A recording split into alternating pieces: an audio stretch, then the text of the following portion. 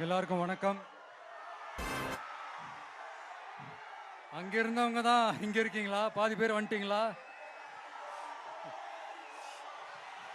சரி, அங்கேயே நான் பேசிட்டேன்.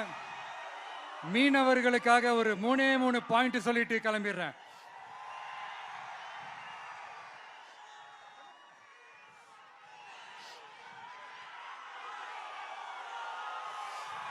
நம்ம மீனவ நண்பர்களுக்கான அந்த விஷன் அண்ட் அஜெண்டா உங்களோட மீனவ நண்பன்.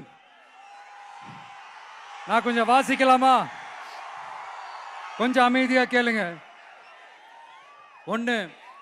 மீனவர் பாதுகாப்பு உரிமை தொகை. ஆண்டு மீன்பிடி தடைகாலத்திற்கான மீனவர் பாதுகாப்பு நிதி ரூபாய் 8000 ரூபாய் 20,000 உயர்த்தப்படும். அடுத்தது படகு பாதுகாப்பு நிதி.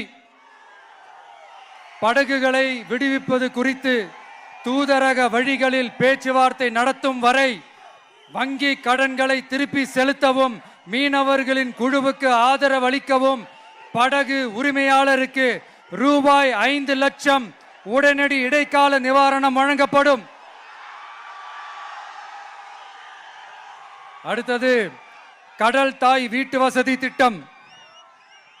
கடலோர பகுதிகளில் உள்ள அனைத்து குடிசைகளையும் சிதிலமடைந்த குடியிருப்புகளையும் அகற்றி புயல்களை தாங்கக்கூடிய காலநிலை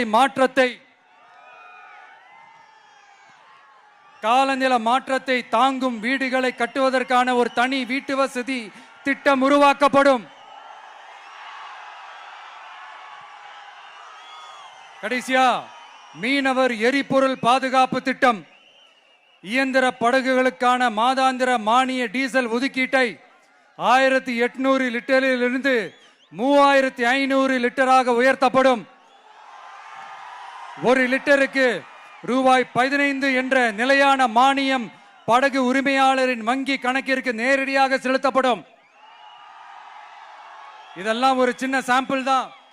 இது ஏதோ தேர்தலுக்காக திமுக தர்ற மாதிரி வாயில வடை சுடுறது கிடையாது. உண்மையா உங்களை நேசிக்கிறதோட அதனுடைய விளைப்பாடு. இப்படித்தான் நான் உங்களை உண்மையா நேசிக்கிறோம்.